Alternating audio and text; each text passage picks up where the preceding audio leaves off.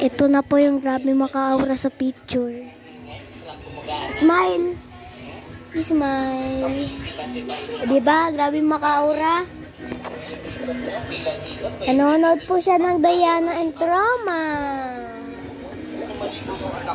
Ay, nakalimutan ko palang hello guys.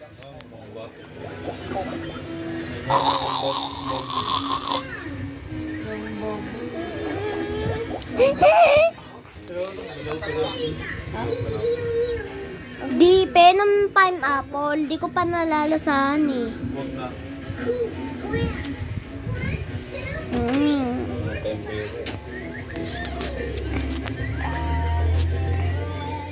Serte lang naman yun, di ba?